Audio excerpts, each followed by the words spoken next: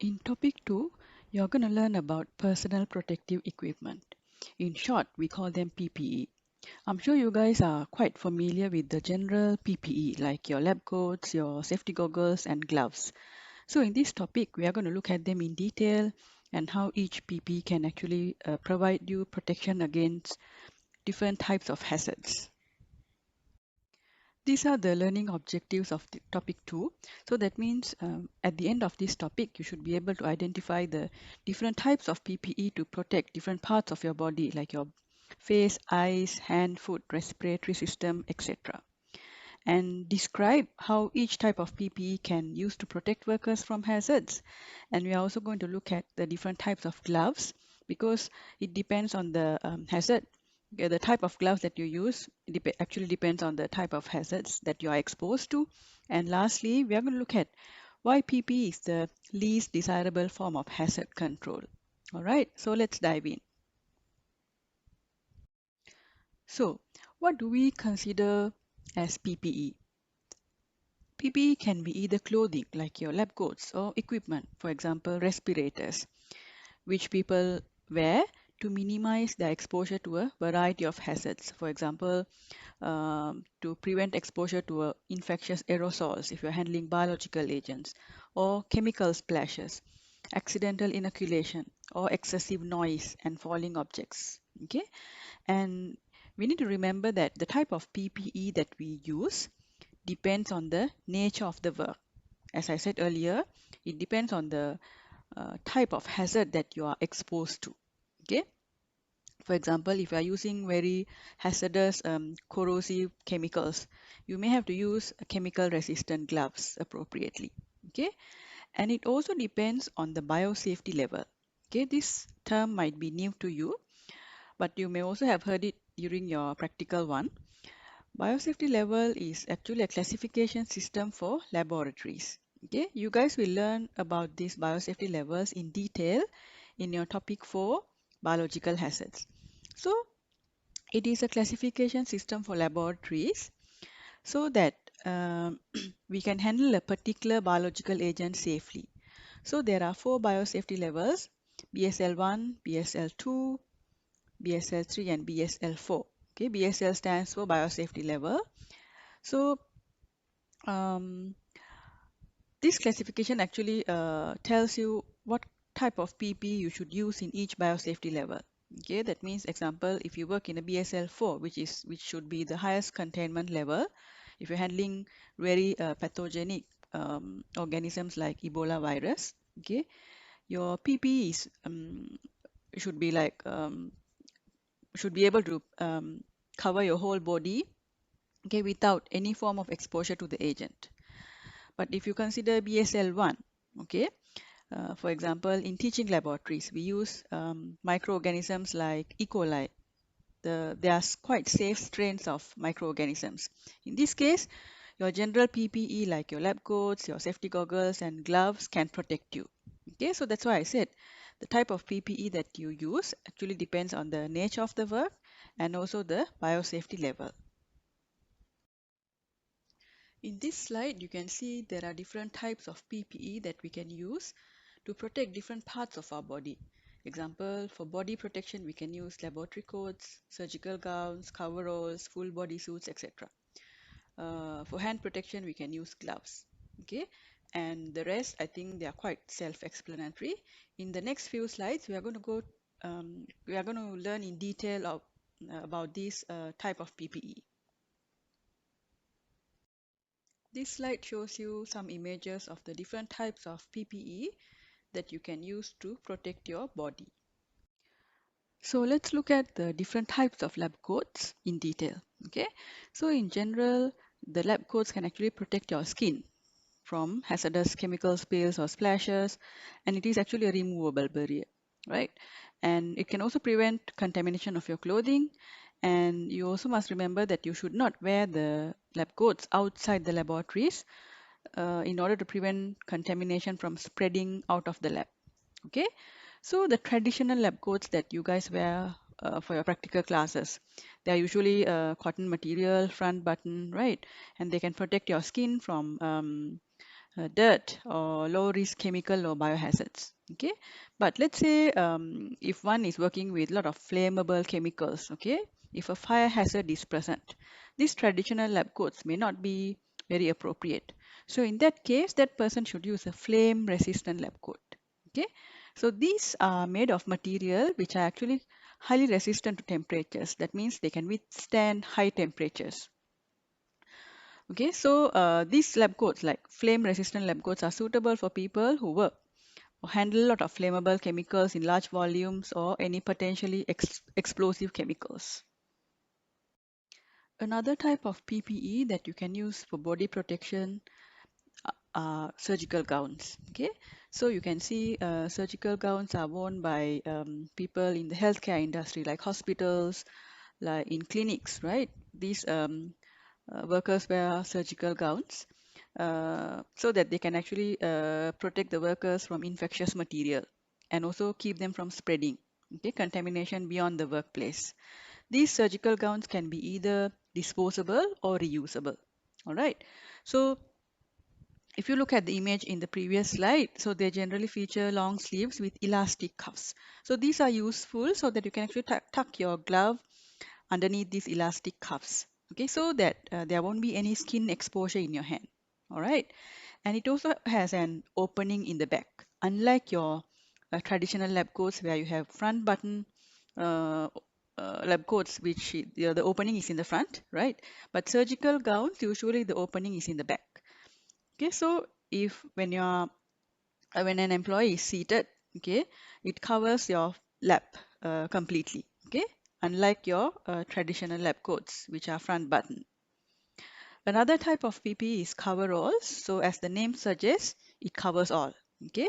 So this has high level of protection, okay, against variety of hazards. Example, chemical, biological, mechanical, thermal, electrical, okay. So some of these examples are like production of pharmaceuticals, okay, or pathogen handling, or when you're handling chemicals, or in the welding industry. So it is used in variety of industries, okay, to prevent exposure to these hazards.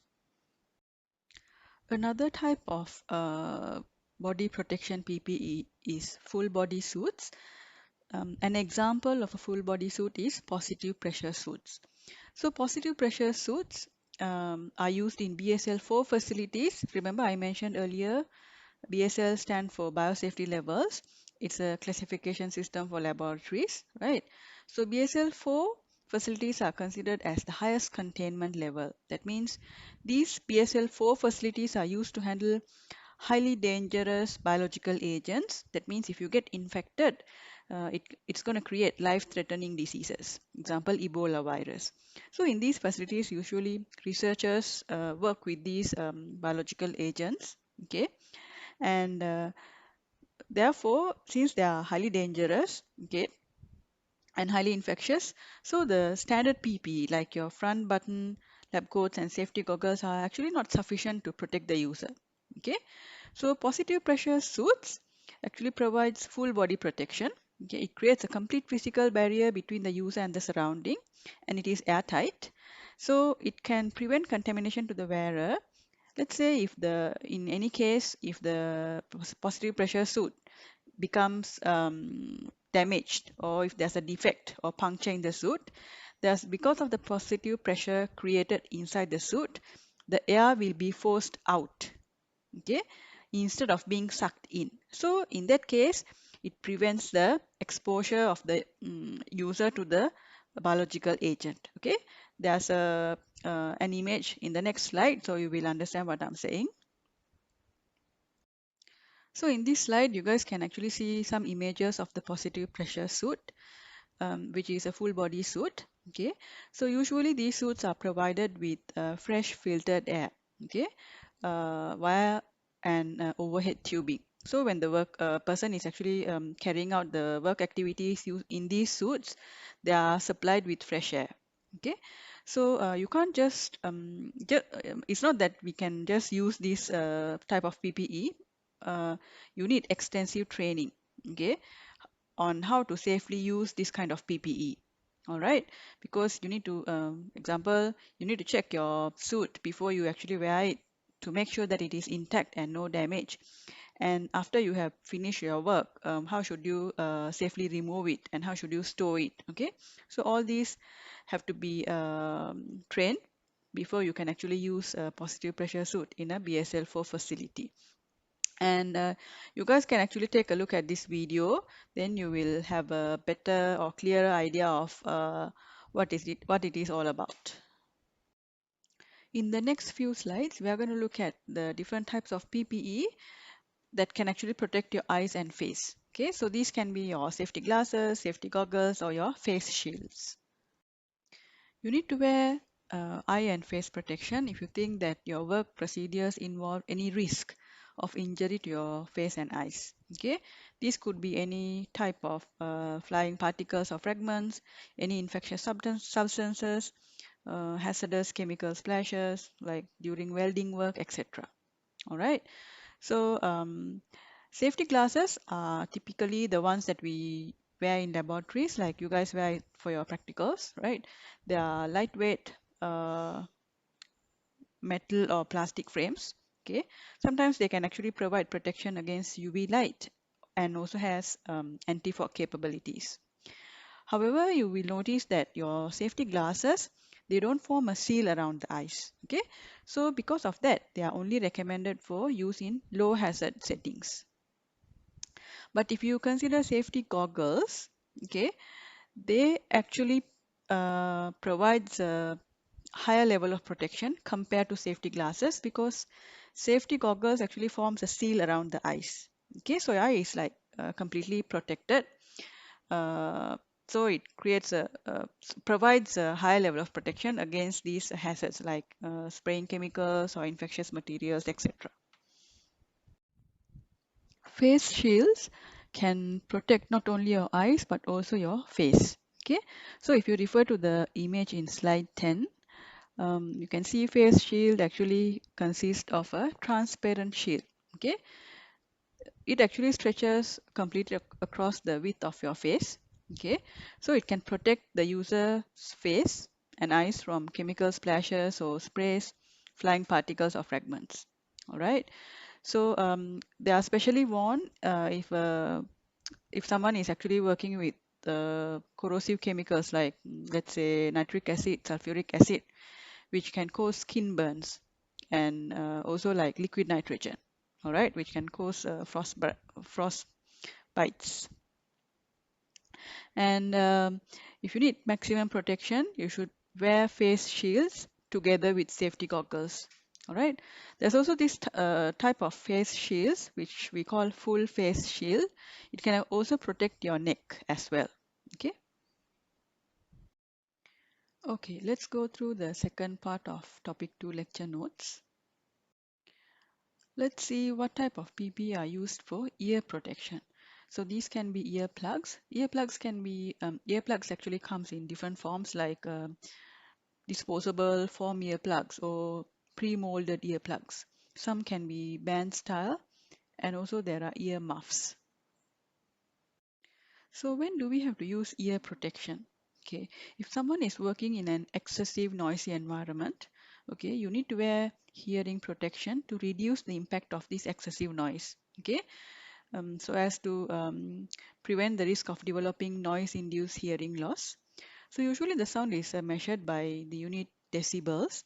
So if a person is exposed to over 85 decibels, you need hearing protection. But some things are also should be considered. For example, what's the duration the person is actually exposed to this excessive noise within a day, and let's say over a week, or during the course of his work activities. All right.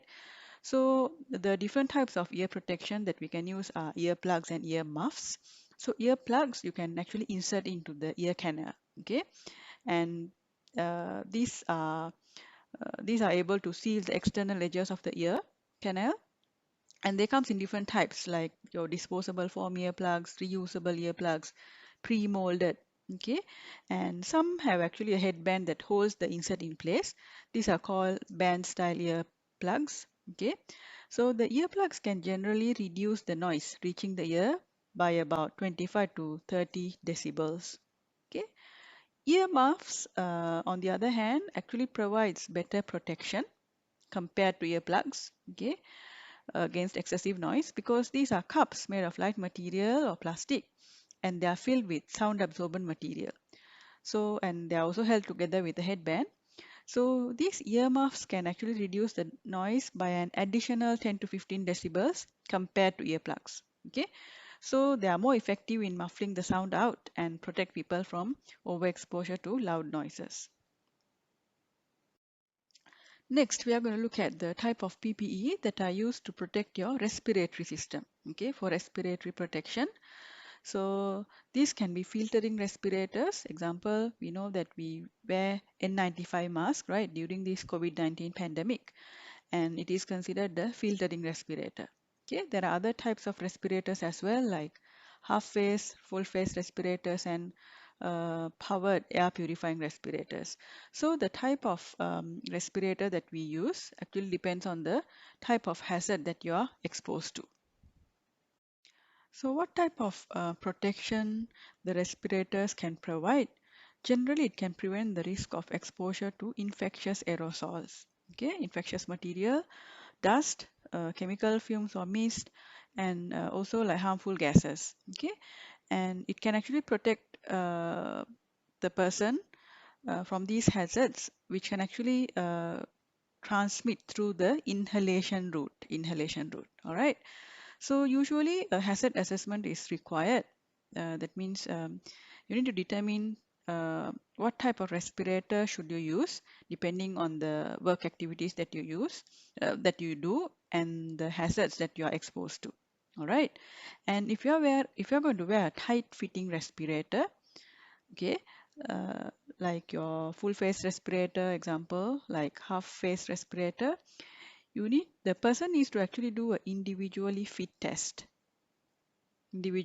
test prior to use. So what do I mean by that? That means when you wear that respirator, it should actually form a good seal between your face and the respirator, and there shouldn't be any gaps. Because if there are any gaps, right, the infectious aerosols can actually go through and you will inhale them, right? So in order to prevent that, the tight fitting respirators need to be individually fit tested. Okay, so this fit test should be carried out annually for tight fitting respirators. And why do we need to do that? Because let's say you started wearing a respirator at your workplace at the beginning of a year. So let's say after a few months later, you actually lost quite a bit of weight. Okay, this is like one scenario. Then you will realize that the fit between your respirator and the face may become loose, right? So in that case, it is not going to protect you against these infectious aerosols, right? So that's why the fit test must be carried out at least once annually. And you also need training to uh, learn how to use a respirator properly. All right. Let's look at filtering respirators first. Example is the disposable N95 mask. So we are quite familiar with this during this pandemic, right? We actually wear these N95 masks to protect us against the COVID-19 virus, right? So these filtering respirators can protect the users from inhalation of infectious microorganisms, also from dust, fumes, and mist. Okay, and they can actually filter out at least 95% of airborne particles. And you can, I mean, you have seen, right, a lot of healthcare workers wear these N95 masks, right, when they do our PCR test, ART test, and when they're handling these virus samples, okay, conducting aerosol producing tests, or if you are working with live animals, okay, also like biological hazards or any other infectious agents. Okay, it can protect you against these hazards. But these filtering respirators or like N95 masks cannot actually protect you from any harmful gases or vapors. Okay, now let's look at the half face or full face respirators. So you can refer to the images in slide 4. Half face respirators only covers the nose and the mouth, but full face respirators cover the entire face, including the eyes and surrounding facial areas. They are reusable and they both have replaceable filters or cartridges which can purify the air that the user breathes. So this can provide protection against infectious agents, particles, fumes, and also against harmful gases. So on the other hand, there's also this another type of respirator called powered air purifying respirators. So um, this uses a blower to force the air through the filter cartridges into the breathing zone of the wearer. So this provides increased protection to the user compared to the half face or full face respirators and decrease the likelihood of infection. Next, we are going to look at what type of PPE are used to protect your head from injuries. These are usually safety helmets, and I'm sure you know that these are frequently used in the construction sites. So head protection must be worn if due to the nature of the work, if the user is in danger of being struck by falling objects or materials. So the safety helmets can prevent or minimize injuries to your head, skull, and brain. They are made of a variety of materials, including aluminum alloys, polycarbonate, etc., with cushioning effect for impact. Hand protection is also very important when it comes to safety. So there are different types of gloves which provides hand protection. Example, chemical resistant gloves, disposable gloves, thermal gloves, cuts or puncture resistant gloves. So the use of hand protection depends on the nature of the hazard that the user is exposed to. Let's look at different types of gloves and the protection that they provide. So the most common type of gloves that we are all familiar with are disposable gloves. So disposable gloves can be made of different materials like latex or nitrile, and mostly it can prevent the spread of infection, right, and protect against direct contact with like biological agents, or reduce the risk associated with absorption through the skin or ingestion. That means, let's say if you're handling any biological agents like bacteria, right, if you are wearing gloves, you actually prevent the risk of absorption through your skin. And ingestion means if they can get into your system when you're eating or drinking. So imagine if you are handling any material like chemical hazards or biological hazards without your gloves on, and your hands might get contaminated, right? So if you use the hands to eat something, they can get into your system via ingestion. Okay. Nitrile gloves can also offer a certain degree of protection against chemicals, punctures, and abrasions. Chemical resistant gloves are usually made of thick rubber material, and it can actually prevent injuries from exposure to especially corrosive or toxic chemicals. Thermal gloves provide protection against extreme hot or cold temperatures.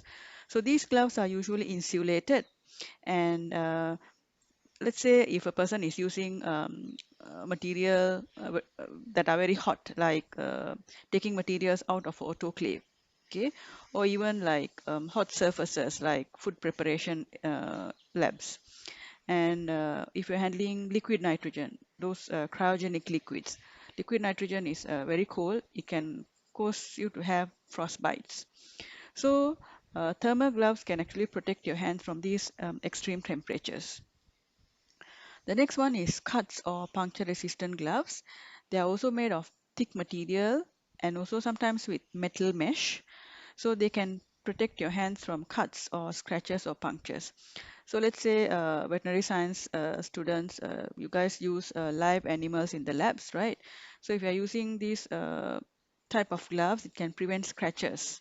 Okay, from the animals. And in food processing labs or food processing like in kitchens, when you're using sharp items like knives, it can protect your hands from cuts. There are different types of safety boots like waterproof safety boots, heat resistant safety boots, steel toed safety shoes or boots, or chemical resistant safety boots, and disposable shoe covers, which actually provide food protection, okay, against different types of hazards. We need to use various types of closed-toed protective footwear to protect our feet from injuries. That's why we actually ask you guys to wear covered shoes for all the laboratory sessions. So the protective footwear can prevent injuries from extreme heat and cold, wet or slippery surfaces, chemical or biological spills, electrical hazards, or even impact from heavy objects. So let's look at different type of protective footwear and the protection they provide. So disposable shoe covers are widely used in healthcare industry. So the disposable shoe cover, you wear it on top of your shoe. So it provides a barrier against any possible exposure to an infectious organism or contact with any contaminant. And it also can prevent the spread of contaminants to outside areas because after use, you can actually remove it and dispose it. So students who are in the veterinary science, pharmaceutical science, medical biotechnology, I think you guys will get to wear the disposable shoe covers for some of your other subjects practicals in your next semesters. Then waterproof safety boots can prevents the risk of slip and fall injuries in wet and slippery conditions. Example like food preparation labs, kitchens, etc. Heat resistant safety boots, they are made of materials which can withstand extreme heat. So they can prevent injuries from exposure to high temperatures. Then chemical resistant safety boots can prevent injuries from any splash or spill hazards or any direct contact of certain chemicals like corrosive acids, which can actually cause skin burns. There are also another type of safety shoes or boots which are steel-toed.